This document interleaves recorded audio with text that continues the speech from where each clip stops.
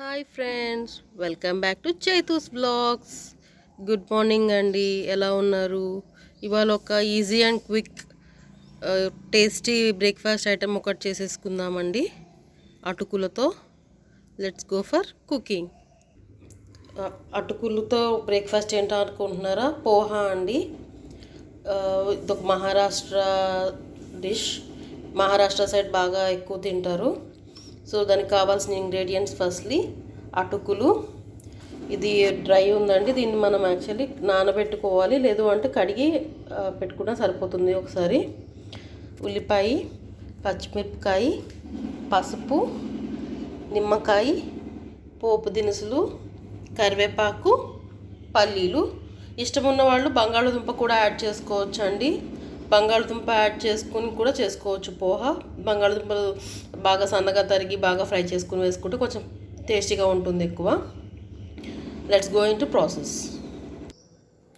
Stove వెలిగించుకుని పాండి పెట్టుకోవాలండి. ఫస్ట్ దాంట్లో ఆయిల్ పోసుకోవాలి.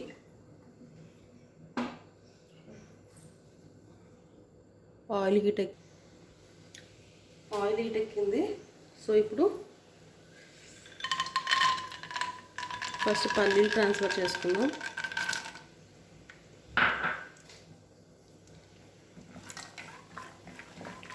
పల్లీలు కొంచెం వేగడానికి టైం తీసుకుంటుందండి. సో ఎప్పుడైనా మనం ఉప్మా లాంటివి చేసేటప్పుడు పల్లీలు ఫస్ట్ ట్రాన్స్ఫర్ చేసుకోవాలి. పచ్చి పల్లీలు అయితే ఆల్రెడీ కొంతమందికి ఇంట్లో పల్లీలు ఫ్రై చేసుకుని స్టోర్ చేసుకునే అలవాటు ఉంటుంది. అలాంటప్పుడు తాలింపు దినుసులతో పాటే ఈక్వల్గా వేసుకోవచ్చు. ఇవి నేను పచ్చి పల్లీలు వేసుకున్నానండి, రోస్టెడ్ పల్లీలు కాదు. సో నేను ఫస్ట్ ఆయిల్లో పల్లీలు వేసుకుంటున్నాను. యూజువల్లీ పురుగులు పట్టకుండా ఉండాలి అంటే చాలామంది పల్లీలు ఫ్రై చేసుకుని ప్రిజర్వ్ చేసుకుంటారు. దానివల్ల పల్లీలు త్వరగా పాడైపోకుండా పురుగు పట్టకుండా ఉంటాయని.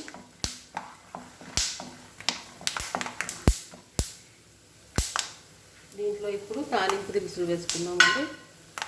మినప్పప్పు, జీలకర్ర, ఆవాలు,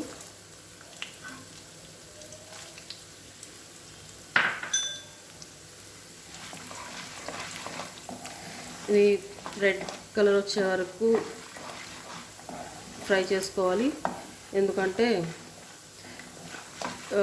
ఉప్మాలో తగులుతూ ఉంటే టేస్ట్ బాగుంటుంది పోహాలో.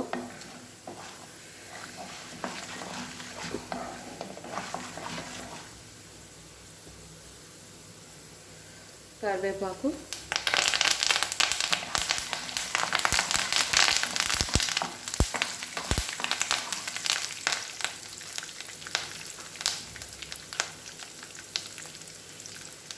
పచ్చిమిర్చి,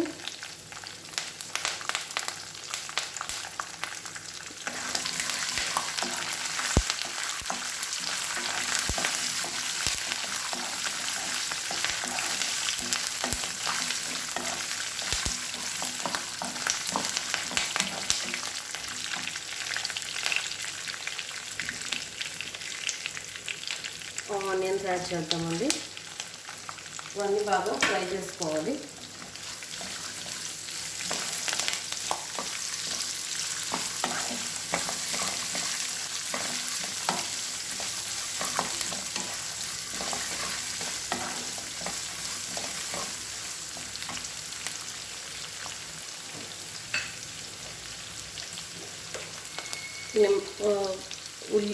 పసుపు, ఉప్పు కూడా యాడ్ చేసుకుందామండి. ఫస్ట్ నేను సాల్ట్ యాడ్ చేస్తున్నాను. సాల్ట్తో పాటు పసుపు కూడా యాడ్ చేసి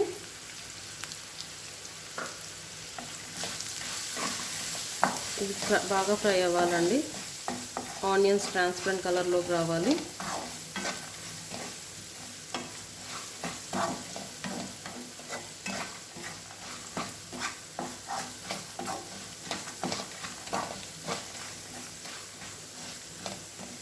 ఒక 3-4 మినిట్స్ మూత పెట్టుకుని మగ్గించుకుందాం. ఇలా మూత పెట్టుకుని ఒక 2-3-4 మినిట్స్ మగ్గించుకుందామండి. ఉల్లిపాయ బాగా మగ్గిందండి.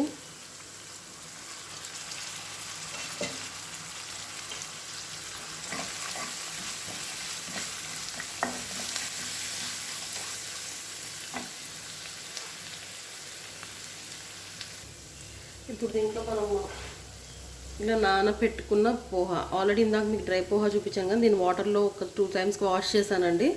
ఇలా ఫుల్గా నానిపోతుంది. అలా నానబెట్టుకున్న పోహా యాడ్ చేసుకుందాం.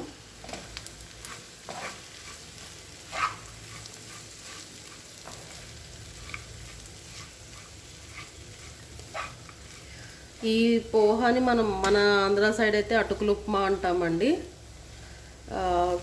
కర్ణాటకలో అయితే అవలక్కి అంటారు, మహారాష్ట్రలో పోహా అంటారు. సో దీన్ని ఏ పేరుతో పిలిచినా ఆల్మోస్ట్ అన్నిటికీ డిఫరెంట్ ప్రాసెసెస్లో కొంచెం కొంచెం తేడా ఉంటుంది.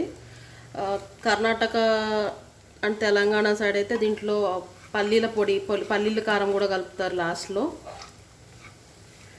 పల్లీలు నువ్వులు కలిపిన కారం, అదొక డిఫరెంట్ టేస్ట్ వస్తుంది.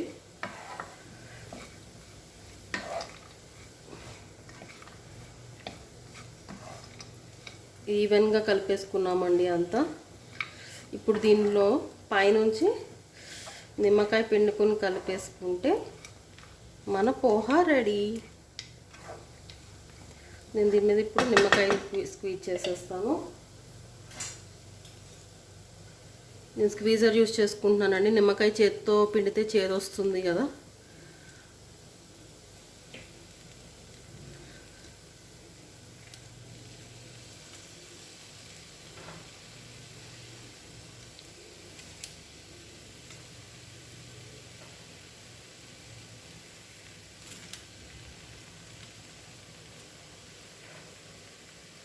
నేను ఈ క్వాంటిటీకి ఒక చిన్న సైజు నిమ్మకాయలు ఒక 3 తీసుకున్నానండి. కొంచెం పులుపు ఇష్టంగా తినేవాళ్ళు ఇంకొంచెం ఎక్కువ కూడా పిండుకోవచ్చు. సో మన tasty and easy breakfast recipe poha ready అయిపోయింది. సర్వ్ చేసేసుకుంటే తినేసేయచ్చు బ్రేక్ఫాస్ట్ త్వరగా.